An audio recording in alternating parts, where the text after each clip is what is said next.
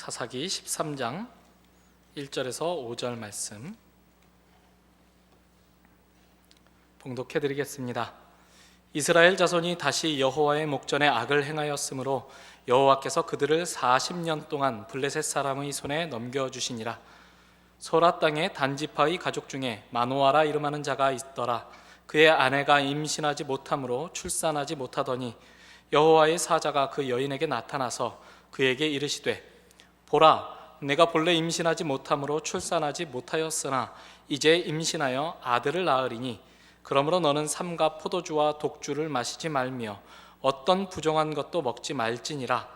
보라, 내가 임신하여 아들을 낳으리니 그의 머리 위에 삭도를 대지 말라. 이 아이는 태에서 나옴으로부터 하나님께 바쳐진 나실인이 됨이라. 그가 블레셋 사람의 손에서 이스라엘을 구원하기 시작하리라 하시니. 어느덧 우리는 사사기에서 소개하고 있는 마지막 사사 삼손 이야기를 만나게 되었습니다. 삼손 이야기는 사사기 전체에서도 굉장히 많은 분량을 할애해서 우리에게 소개시켜주고 있는 이야기인데, 사사 삼손은 우리가 생각하고 기대하는 사사의 어떤 모범적인 모습에서 많이 벗어나 있는 인물로 이미 우리도 매우 친숙하게 알고 있는 사람입니다. 우리 사사기를 전체적으로 한번 쭉 살펴보면서 매번 사사들이 등장할 때마다 이 사사들이 등장하게 되는 일정한 패턴들이 반복되고 있다는 것을 이미 살펴보았습니다. 사사시대 초기에 가장 처음 사사였던 온니엘로부터 에톳, 드보라, 기드온, 입다, 그리고 삼손에 이르기까지 사사들의 이야기는 어떤 일정한 패턴을 갖게 되는데요. 처음에 이스라엘 백성들이 하나님 앞에 범죄를 합니다. 그러면 범죄한 이스라엘 백성들을 하나님께서 징계하시기 위하여 이방 민족들을 동원해서 이스라엘을 그 이방 민족들의 압제 가운데서 고통당하게 하십니다.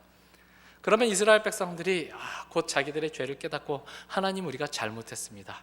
다시 하나님 잘 섬길 테니까 구원해 주십시오라고 부탁하면, 하나님께 부르짖으면 하나님께서 사사를 보내서 그들을 이방인의 손에서 구원하시고, 그리고 그들이 안식을 누립니다. 그러면 조금 있다가 그 사사가 죽으면 다시 이스라엘 백성들이 범죄하고, 범죄 이후에 이방 민족의 침략, 이스라엘의 부르짖음, 사사를 세우심, 사사를 통해 구원하시고 안식을 주심, 그리고 또 다시 범죄하는 이 사사시대의 어떤 악순환이 계속적으로 일정한 패턴 속에서 반복되는 모습을 우리가 이미 확인한 바 있습니다. 그러나 이와 같은 패턴은 늘 일정하게 반복되지 않았던 것으로 우리가 확인할 수 있습니다. 기드온까지는 이 이야기의 패턴들이 비슷하게 반복되는 것을 볼 수 있는데요. 기드온 이후에 입다의 이야기에 이르면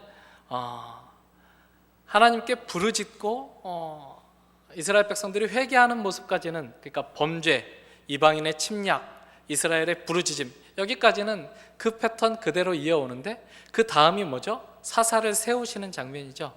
사사를 하나님께서 여태까지는 따로 불러 세우셨는데, 이제 입다의 이야기에 이르면 사사를 세우시는 장면에서 하나님이 등장을 하시지 않습니다.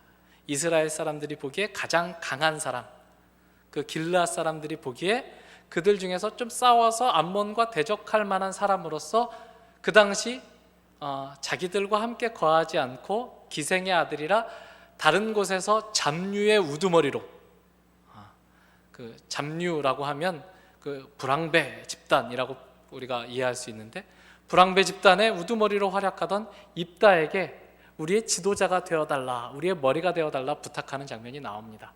하나님께서 어디에 가면 입다라는 불황자의 우두머리가 있는데 그들에게 가서 우리를 구원해달라, 이렇게 그들에게 가르침을 주신 것이 아니라, 하나님은 이스라엘 백성들이 너무 절실하게 회개를 하니까 얘네들 좀 맛 좀 봐야 되는데 하고 마음이 좀 이렇게 불편해 하시는 모습으로 입다의 이야기에서는 이야기가 끝납니다. 한번 보죠. 10장으로 한번 가보겠습니다. 사사기 10장 13절부터 한번 보겠습니다. 너희가 나를 버리고 다른 신들을 섬기니 그러므로 내가 다시는 너희를 구원하지 아니하리라. 가서 너희가 택한 신들에게 부르짖어 너희의 환난 때에 그들이 너희를 구원하게 하라 하신지라. 이스라엘 자손이 여호와께 여쭈되 우리가 범죄하였사오니 주께서 보시기에 좋은 대로 우리에게 행하시려니와 오직 주께 구하옵나니 오늘 우리들 건져내옵소서 하고 자기 가운데에서 이방 신들을 제하여 버리고 여호와를 섬김에 여호와께서 이스라엘의 곤고로 말미암아 마음에 근심하시니라. 하나님은 근심하시면서 퇴장하시고, 그리고 이제 길르앗 사람들이 입다를 찾아가는 장면이 그 다음에 나오는 겁니다. 물론 하나님이 그 입다를 사용해서 암몬 자손을 이스라엘 백성들에게서 물리쳐 내셨습니다. 그러나 사사를 세우시는 장면에서 하나님이 등장하시지 않는다는 측면에서 이미 이전까지 계속적으로 반복적으로 등장해온 사사기의 일정한 패턴이 무너지고 있음을 우리가 보게 됩니다. 그리고 이 입다의 이야기 마지막에 입다가 죽을 때의 이야기를 보면 하나님께서 입다를 통하여 암몬 자손의 손에서 이스라엘 백성들을 구원하시지만 그들에게 평화, 안식이 주어졌다라는 얘기가 더 이상 등장하지 않습니다. 기드온 때까지는 하나님께서 사사를 세우셔서 이방인들의 손에서 이스라엘을 구원해내시면 그 사사가 죽을 때까지 적어도 20년에서 40년의 기간 동안 이스라엘 백성들이 평안을 누렸다, 안식을 누렸다라는 기록이 마지막에 첨언되어 있는 반면에 입다에 이르면 이스라엘 백성들이 안식을 누렸다라는 기록이 없습니다. 그리고 오늘 삼손의 이야기를 보시면 여러분도 한번 보십시오. 13장 1절부터 우리 5절까지 읽었는데 이스라엘 자손이 다시 여호와의 목전에 악을 행하였으므로 여호와께서 그들을 40년 동안 블레셋 사람의 손에 넘겨주시니라. 끝. 이스라엘 백성들이 이 부르짖음으로 말미암아 심하게 고통받고 하나님께 하나님 우리가 잘못했습니다, 우리를 구원해 주십시오라고 부르짖었던 부르짖음에 대한 기록은 없습니다. 그들은 더 이상 하나님께 부르짖지 않습니다. 이야기의 패턴은 무너지고 맙니다. 그 전까지 하나님께서 이스라엘 백성들이 간절하게 하나님 앞에 부르짖어서 그들의 고통으로 말미암아 하나님도 근심하시고 때로는 사사를 세워 구원하시고 때로는 이스라엘 백성들이 자기들이 알아서 자기들의 지도자로 세운 사람을 통해서 이스라엘을 구원하시지만 이제 삼손의 이야기에 이르면 더 이상 이스라엘 백성들은 하나님께 부르짖지 않습니다.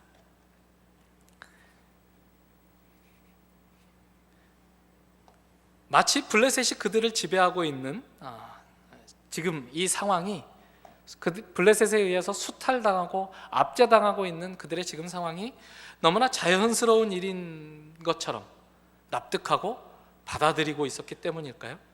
왜 이스라엘은 부르짖지 않았을까요? 블레셋 사람들이 생각보다 다른 암몬 족속이나 미디안 족속이나 또 시스라가 이스라엘을 통치할 때보다 훨씬 더 관대하게 이스라엘 자손들을 대했기 때문일까요? 괴롭지 않아서, 고통스럽지 않아서 그랬을까요? 그렇지는 않았을 것입니다. 역사상 한 민족이 다른 민족을 압제할 때, 다른 민족을 지배할 때 그 민족을 선대하고 그 민족을 평안하게 살도록 내버려둔 민족은 없습니다. 인간은 그렇게 되어진 존재가 아니죠. 그들은 분명히 고통스러웠을 것입니다. 자기들이 아닌 다른 민족들에 의해서 지배를 받는 현 상황이 아팠을 것입니다. 그러나 그들은 하나님께 부르짖지 않았습니다. 인간은 고통이 닥쳐오면 생각하게 되어 있는 존재입니다. 고통이 닥치면 도대체 이 고통은 어디에서 기인한 것인가? 이 고통을 면하기 위해서 내가 취해야 할 올바른 행동은 무엇인가를 생각하게 되어 있습니다. 그걸 생각하지 않는다면 그것이 고통스럽지 않다라는 뜻이겠죠. 이스라엘이 고통스럽지 않고 그래서 생각을 하지 않았다 이렇게 결론을 내릴 수는 없을 것입니다. 분명히 그들은 다른 민족들에 의해서 압제를 받는 현 상황이 고통스러웠을 텐데 이전까지 이스라엘 백성들이 이방 민족의 압제로 인해서 고통을 받을 때마다 늘 다시금 관심을 기울였던 주제, 우리가 하나님과의 관계에서 뭔가 잘못하고 있지 않는가라는 주제로 돌아가지 않는다는 것입니다. 문제의 핵심을, 지금 이 고통이 야기되는 핵심적인 원인이 하나님과의 관계일 거라고 생각하지 않는다는 점입니다. 그러니까 하나님께 부르짖지 않죠.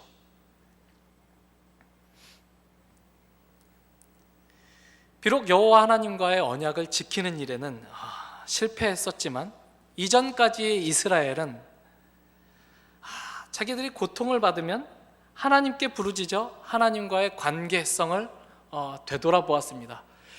선택받은 하나님의 언약 백성으로서의 정체성을 적극적으로 지키지는 못했지만 굉장히 소극적인 차원에서는 확인하는 그런 습관들을, 그런 자기 정체성은 고수하고 있었다라고 본다면, 지금 이제 삼손의 시대에 있어서 블레셋의 압제를 받고 있는 이스라엘 백성들은 이 세상을 바라보는 관점, 고통을 직면하는, 고통을 해석하는 그 현실을 바라보는 관점이 이전까지의 이스라엘 백성들과는 매우 판이하게 달라져 있는 모습으로 우리가 보게 됩니다. 이전까지 이스라엘 백성들에게 있어서 가나안 땅에서의 삶, 약속받은 이 땅에서의 삶은 하나님이 다스리시는 영역이었습니다. 하나님과의 관계 속에서만 평안을 누릴 수 있는 곳이었는데, 지금 그들이 바라보는 가나안 땅, 그리고 그 가나안 땅에서의 삶은 그 당시에 그곳에서 살고 있었던 원주민들, 그들이 쫓아내지 못하고 여전히 그들 속에서 남아 있었던 많은 족속들이 바라보는 관점과 다르지 않은 관점으로 동화되어 있었던 것입니다. 우리가 이 땅을 차지하게 된 것, 이 땅에서 살게 된 것은 우리의 실력이 원주민의 실력보다 월등했기 때문에 그들을 정복하고 이 땅에서 살 수 있었다라고 그들의 조상들이 생각하지 않았습니다. 그들의 조상들은 우리가 이 땅에서 살게 된 것은 하나님께서 우리에게 은혜를 베풀어 주셔서 이 땅을 우리에게 약속으로 주셨고, 그리고 그 약속을 이루셨기 때문에 이 땅에서 살게 되었다. 그리고 이 땅에서의 삶을 가능하게 하는 것은 우리에게 이 땅을 허락해 주신 그 하나님과의 관계가 올바를 때라야만 이 땅에서 우리가 참된 삶을, 삶다운 삶을 살 수 있다라고 믿었던, 물론 그 믿음이 언제나 강하고 언제나 그 믿음에 성실했던 것은 아니지만, 그들이 잘못되고 뭔가 일이 틀어졌을 때는 언제나 그들이 원래 가지고 있었던 그 관점으로 돌아왔었던 반면에, 지금 이스라엘 백성들은 자기들이 겪는 환난, 블레셋의 압제 속에서 이렇게 하나님의 언약 백성으로서의 자기 정체성으로 돌아오고 있지 않다라는 것입니다. 고통이 줄어든 것도 아니고 그 고통을 느끼는 감각이 없어진 것도 아닌데, 그들은 선조들이 취했던 방식, 그래서 하나님의 구원을 경험했던 방식을 따르지 않습니다. 그들은 블레셋이 자기들을 지배하는 현실을 긍정해버리는 것입니다. 이것이 뭔가 잘못된 상황이라고 부정적인 관점에서 출발하는 것이 아니라, 블레셋이 우리를 지배할 만하지, 우리가 블레셋의 지배를 당할 만하지 라고 긍정해버리는 것입니다. 어떻게? 힘의 원리로 이 세상을 바라보고 있기 때문이죠. 더 많이 가진 자가 더 적게 가진 자를 지배하는 것이 당연하다.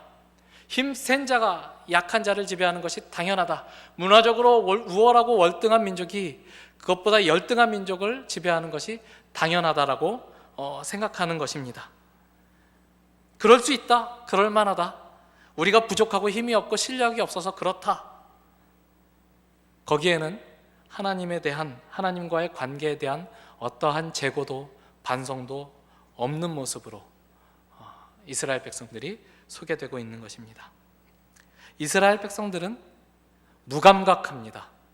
고통에 대해서 감각이 없다는 뜻이 아니라 하나님을 향해서, 하나님과의 관계에 대해서 감각이 없다고 말할 수 있습니다.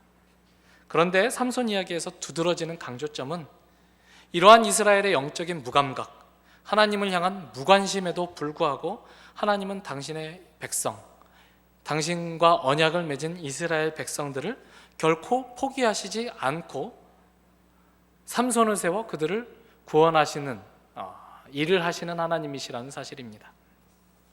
이것은 언약 관계에 있어서 매우 분명한 대조를 우리에게 보여주고 있습니다. 이스라엘과 하나님은 뗄래야 뗄 수 없는 관계로 묶여져 있는 존재입니다. 언약 관계로 하나 된 존재입니다.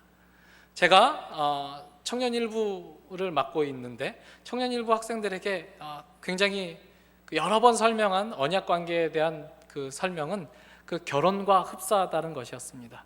결혼을 하면 우리는 상호 간에 속해져 있는 존재가 됩니다. 결혼을 하기 전에는 독립적인 개별적인 존재로 자기의 인생을 정하고 자기의 인생의 행로를 바꾸고 쉬고 싶을 때 쉬고 놀고 싶을 때 놀 수 있지만 결혼을 하고 나면 쉬고 싶다고 쉴 수 없고 놀고 싶다고 놀 수 없습니다. 처자식이 있으니까요. 나는 혼자 존재하는 것이 아니라 내 아내가 나와 묶여 존재하기 때문에, 또 내 아내는 자기 혼자 존재하는 것이 아니라 자기의 남편 된 나와 묶여 존재하기 때문에 모든 것을 자기 마음대로 결정할 수가 없어집니다. 상호 간에 맺은 언약에 신실해야 될 의무가 언약 당사자에게 있습니다. 결혼한 당사자가 상호 간에 사랑으로 헌신되고 약속되어 있는 존재들인 것처럼요. 여러분, 결혼할 때 클라이막스가 무엇입니까? 결혼식 때의 클라이막스, 상호 간의 서약입니다. 신랑 아무아무개 군은 신부 아무아무개 양을 아내로 맞아 그 다음에 뭐죠? 기쁠 때나 슬플 때나 건강할 때나 병들 때나 젊었을 때나 늙었을 때나 주위의 환경에 상관없이 늘 동일하게 이 아내를 사랑하겠는가? 네. 여러분들 들으셨죠? 신부에게 묻습니다. 신부 아무아무개 양은 신랑을 남편으로 맞아 조건에 상관없이 언제나 성실하게 사랑할 것을 서약합니까? 네.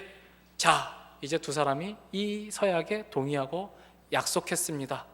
상호 간에 서약했습니다.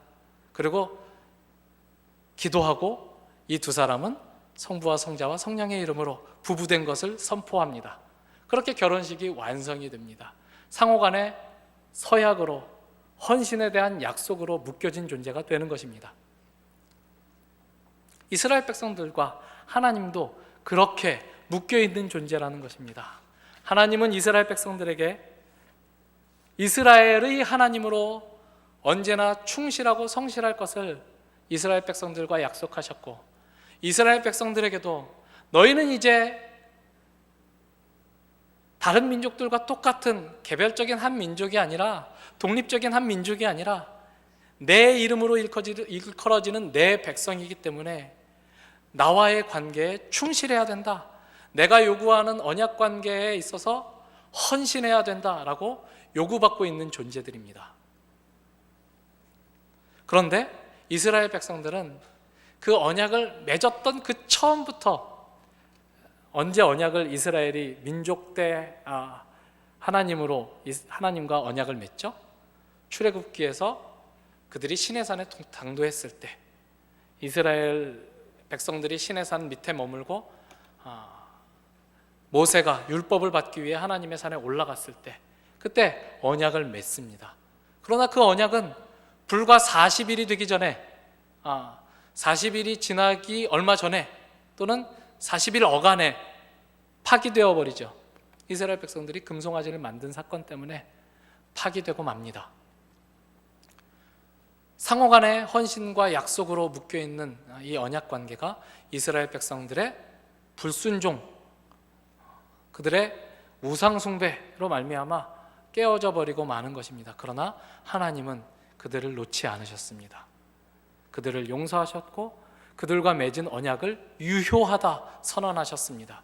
그리고 이후에 이스라엘 민족들의 삶에 있어서도 민수기와 또 신명기와 오늘 사사기, 여호수아와 사사기를 지나는 동안 여러 번에 걸쳐서 하나님과의 언약에 불충한 모습을 보이고 있지만, 하나님은 단 한 번도 그들과 맺은 언약에서 성실하지 않으신 적이 없으십니다.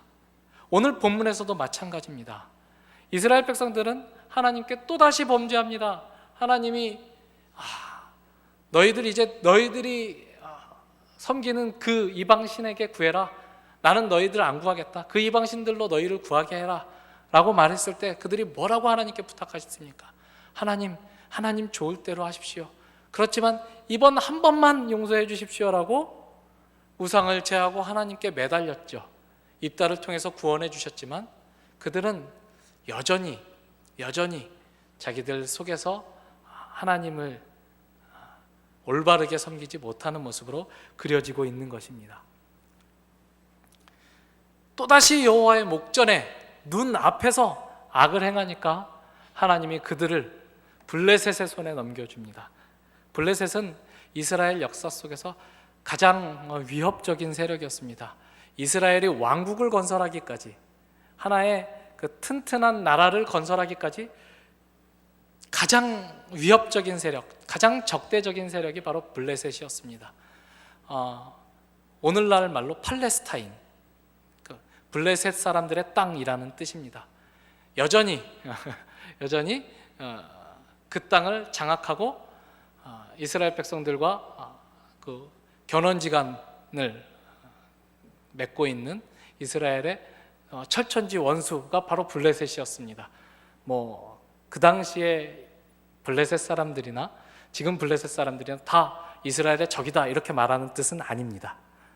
그렇지만 가장 적대적이고 위험했던, 그리고 그 당시에 문화적으로 가장 앞선 문명을 자랑했었던 블레셋 사람들의 손에 이스라엘이 넘어갑니다. 어떻게 안 괴로울 수 있겠습니까? 그러나 그들은 하나님께 부르짖지 않습니다. 자기들에게 주어진 현실을 수긍해버리고 맙니다. 블레셋이 다스리는 거 당연하지, 그럴 수 있지. 우리는 이 현실을 그냥 받아들이고 이 현실 속에서 우리의 살 길을 찾아야 되지 않을까, 이렇게 생각하고 있었을 것입니다. 그러나 하나님이 그들을 놓아두시지 않습니다. 그들이 블레셋 사람들과 또 이방 민족들에게 동화되도록, 또 그들에 의해서 멸망되도록 하나님이 내버려 두시지 않습니다. 이스라엘 백성들이 하나님께 부르짖지 않았고 요청하지 않았음에도 불구하고 하나님은 사사를 세우십니다. 그들의 고통을 외면하지 않으시고 여호와의 목전에 악을 행했던 이스라엘 백성들을 구원하시기 위하여 삼손을 보내주시는 것입니다. 그렇다면 왜 하나님은 어차피 구원하실 거를 굳이 블레셋에게 넘겼다가 다시 삼손을 세워 구원하시는 이 피곤한 과정을 반복하시는 걸까요? 하나님은 왜 그러신 걸까요? 이런 질문은 굉장히 비슷한 질문들을 우리가 농담으로 하는 질문들입니다. 너 내려올 거 뭐하러 산 올라가냐? 너 어차피 싸고 다시 배고플 거 뭐하러 먹느냐? 이런 것과 비슷한 질문이죠. 그 과정 속에서 하나님이 가르쳐주고 싶으신 것이 있기 때문입니다. 그 과정 속에서 이스라엘 백성들이 배워야 될 중요한 것들이 있기 때문에 하나님께서는 지치지 않으시고 이스라엘 백성들에 대해서 좌절하고 절망하지 않으시고 이스라엘 백성들의 언약 당사자로서 당신의 언약에 대한 성실함을 지켜가고 계시는 것입니다. 하나님은 이 일을 은밀하게 진행하십니다. 아무도 하나님의 일에 관심이 없습니다. 부르짖지 않았음에도 불구하고, 그러나 하나님은 당신의 백성을 구원하시기 위해서 삼손을 보내주십니다. 굉장히 주권적으로 하나님께서는 이스라엘의 현실에 개입하십니다. 성경에는 하나님께서 주도적으로 어떤 일을 계획하고 이루실 때마다 임신하지 못하는 여인의 모티브가 등장을 합니다. 여러분들 한번 생각해 보십시오. 아이를 낳지 못하는 여인이 하나님의 은혜를 입어서 아이를 낳은 사건, 그렇게 태어난 아이 누가 있습니까? 사무엘, 이삭, 세례 요한, 예수 그리스도, 이렇게 있죠. 제가 생각할 때는 그렇게 4명, 그리고 삼손까지 포함해서 5명 정도밖에 생각이 나지 않더라고요. 물론 더 깊이 살펴보면 좀 있을지 모르겠지만, 그렇게 하나님께서는 이스라엘의 역사 속에서 굉장히 중요한 어떤 사건을 일으키실 때마다 그 약속을 하나님께서 주신, 아브라함에게 주신 약속을 이루시기 위하여, 또 이전까지 이스라엘의 그 혼란한 정치 체제를 왕국으로 개편하시는 일을 위해서, 또 예수 그리스도를 준비하시기 위해서 하나님께서는 이삭을 낳을 때 임신하지 못하는 사라를 통해서 이삭을 낳으시고, 사무엘을 낳을 때 임신하지 못하던 한나를 통해서 사무엘을 낳으시고, 세례 요한을 낳을 때 임신하지 못했던 엘리사벳을 통해서 세례 요한을 낳으신 겁니다. 그리고 오늘 우리가 읽은 본문에서는 임신하지 못했던 또 한 여인, 마노아의 아내라고 나와 있는 삼손의 어머니를 통해서 하나님은 또한 이스라엘의 역사 속에 적극적으로 개입하고 계시는 것입니다.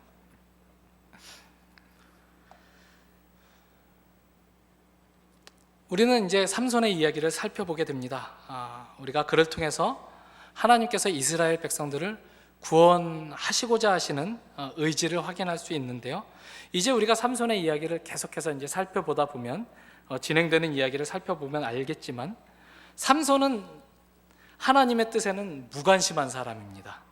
분별 없이 자기 좋을 대로 행동하는 사람입니다. 마치 이스라엘 백성들과 삼손은 거울과도 같은 모습으로 서로를 비춰주고 있는 모습처럼 보입니다. 삼손의 때 이스라엘 백성들은 하나님께 관심이 없었습니다. 그들의 신분은 하나님의 나라를 위해서, 하나님의 은혜를 이 세상 모든 민족들에게 전하고 알리기 위해서 특별히 구별받은 민족이었지만, 구별받았다는 그 자각, 하나님의 백성이라는 정체성을 놓치고 이스라엘 백성들은 자기들 멋대로 살아가고 있고, 하나님에 대해서는 전혀 무관심하고 무감각합니다. 마치 이스라엘 백성들이 그런 모습으로 살아가듯이 그들 중에서 부름받은 삼손도 그들의 모습을 정확하게 반영하고 있는 것처럼 보입니다. 하나님께서 이스라엘을 구원하시기 위하여 특별한 방법으로 이 세상에 나게 하신 하나님의 사람이었는데, 나면서부터 태에서부터 구별한, 그래서 그를 임신하였을 때 그의 어머니가 포도주와 독주와 부정한 음식들을 먹지 말라는 명령을 받았을 정도로 구별된 사람이었는데, 삼손은 분별 없이 하나님의 뜻과는 상관없이 무감각하게 자기 좋을 대로 아무거나 먹고 아무거나 마시고 아무 여자나 만나고 아무 관계나 맺고 하는 모습으로 보여지고 있는 것입니다. 비단 삼손에게서 이런 모습을 발견하는 것이 아닙니다. 마치 사사와 이스라엘 백성들은 상호 간에 서로를 계속 이렇게 드러내주는 존재인 것처럼 보입니다. 첫 사사였던 온니엘을 생각해 보세요. 온니엘은 굉장히 모범적인 인물로, 전형적인 사사로 보여지고 있습니다. 그는 누구였습니까? 여호수아와 갈렙 시대를 목격했던 사람이죠. 여호수아와 갈렙 시대, 그 갈렙의 사위로서 갈렙이 싸우는 싸움을 싸워 이겼던 당사자가 온니엘이었습니다. 굉장히 모범적인 모습, 하나님의 싸움이 어떻게 되는 것인지를 아는 사람으로서 그려지고 있죠. 그 다음에 나타난 사사 에훗은 누굽니까? 왼손잡이죠. 베냐민 사람 왼손잡이 에훗입니다. 베냐민 사람이라는 것은 오른손잡이의 아들이라는 뜻인데, 오른손잡이의 아들인데 오른손을 쓰지 못하는, 하나님의 백성으로 부르심을 받았지만 하나님의 능력을 경험하지 못하는 이스라엘 백성들을 반영하는 인물로서 에훗이 등장하는 것 같습니다. 기드온은 어떤가요?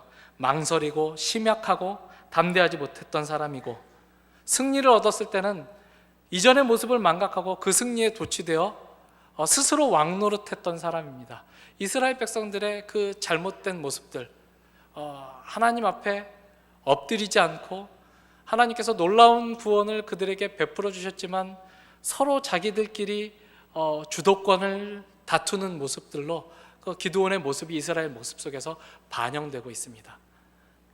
입다에게서는 더 분명하게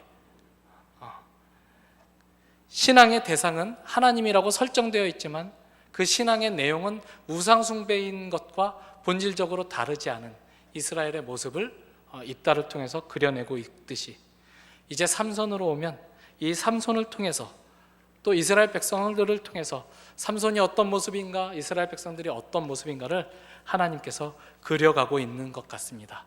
그들의 공통점은 무엇입니까? 하나님 앞에 영적으로 무감각하다는 것입니다.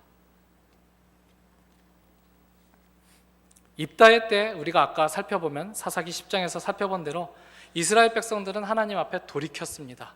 우리가 뭔가 하나님 앞에 잘못했구나라고 깨닫고 하나님을 섬기는 일을 다시 해야 되겠다라고 하나님 앞에 돌이켰지만 삼손 때로 넘어오면 부르짖음도 회개도 전혀 없지만 하나님은 그들을 포기하지 않고 놓아두시지 않습니다.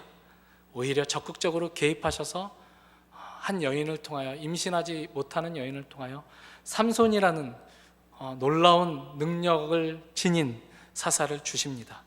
그러나 조금 전에 언급했듯이 삼손은 이스라엘의 그 모습을 정확하게 반영하면서 영적 무감각, 영적인 그 무지의 모습을 그의 사사로서의 사역을 통해서 이스라엘 사람들에게 보여주고 나타내주고 교훈하고 있는 모습을 보입니다. 그는 가장 제멋대로인 인생을 산 사사였습니다. 그의 이야기 속에는 사사다운 어떤 분별과 사사다운 공의의 실현 이런 것들이 없고 자기 개인의 분노, 개인의 원한, 개인의 욕심에 이끌려서 산 그 이스라엘의 가장 암담한 모습을 반영하는 모습으로 소개되고 있습니다. 그 일과 사역에 있어서 그는 꼭 실패한 것처럼 보이는 사람입니다. 그러나 하나님은 그 삼손을 통해서 이스라엘 백성들을 블레셋 사람들의 손에서 구원해 내시는 사역을 시작하십니다.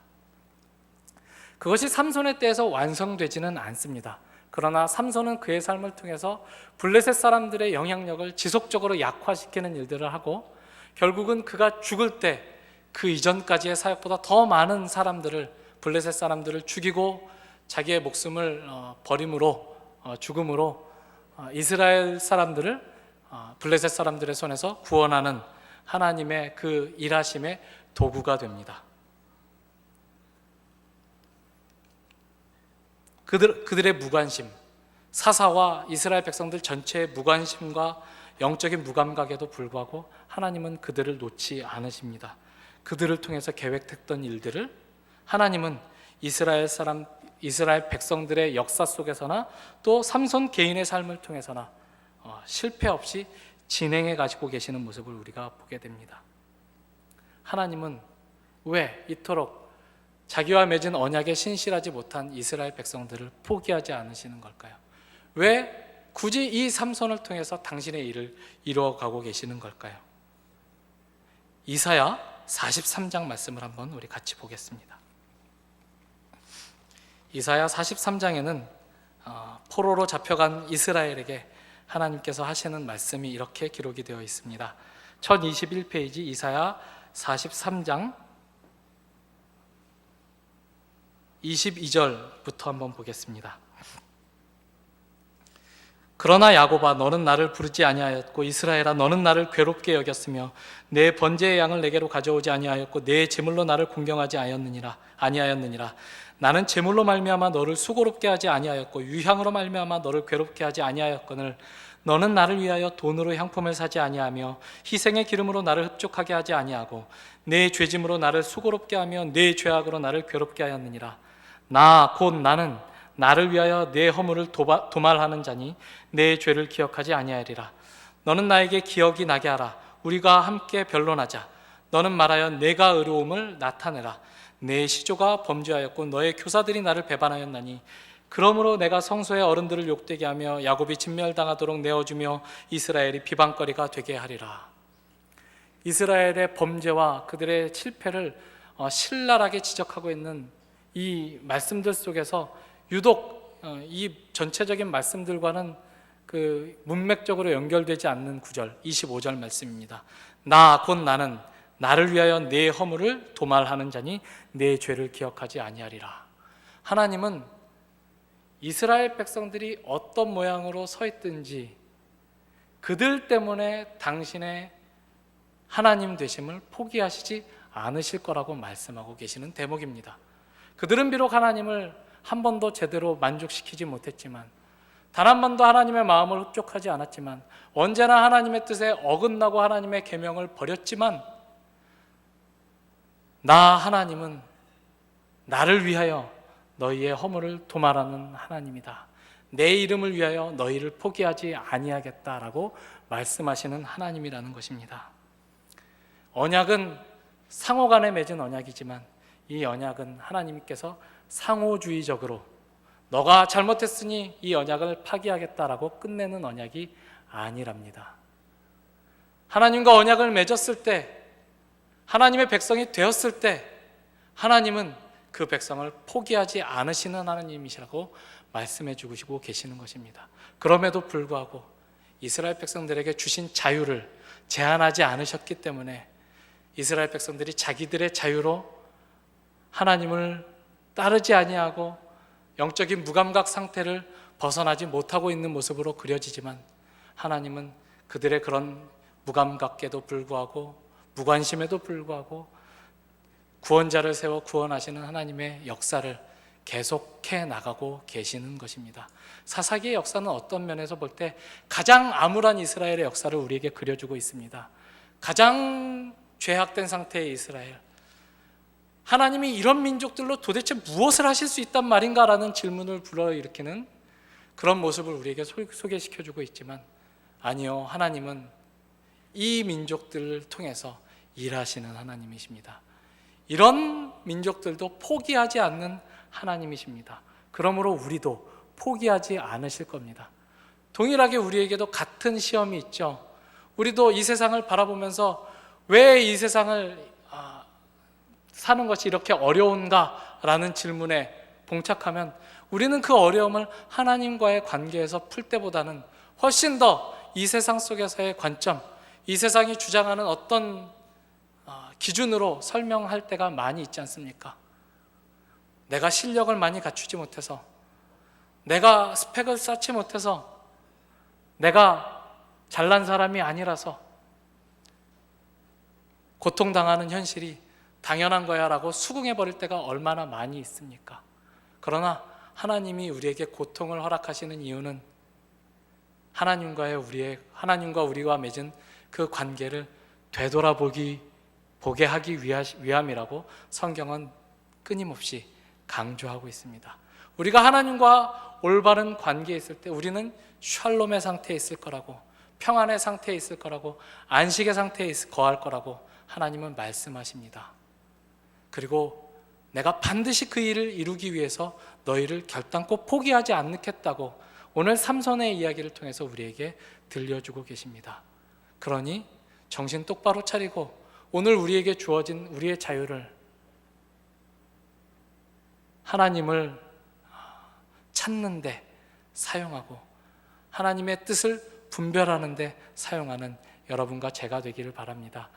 삼손을 통해서 역사하시는 그 하나님의 포기하지 않으시는 역사가 우리의 인생에도 지금 여전히 유효함을 믿고 여러분들의 인생 그리고 우리의 인생을 계획해 나가고 걸어가는 하루하루의 삶 되기를 바랍니다. 기도하겠습니다. 하나님 아버지 감사합니다. 우리를 포기하지 않으시는 하나님, 우리를 버리시지 아니하시는 하나님의 이야기를 삼손의 이야기를 통해 확인해 봅니다. 우리는 하나님을 잊어버리고 살 때가 많지만, 우리는 하나님을 감각하지 못하고 살 때가 많지만, 하나님은 언제나 우리 곁에서 우리와 함께 계시며 우리의 모든 고통을 돌아보고 계시는 은혜의 하나님이심을 고백합니다. 하나님, 그 하나님을 되돌아보는 우리의 삶 될 수 있도록 도와주시옵소서. 우리의 자유를 통해서 하나님의 뜻을 따르는, 우리의 자유를 그 길로 사용하는 우리의 인생 되고 우리의 복된 걸음걸음 될 수 있도록 하나님 축복하여 주시옵소서. 예수님의 이름으로 기도합니다. 아멘.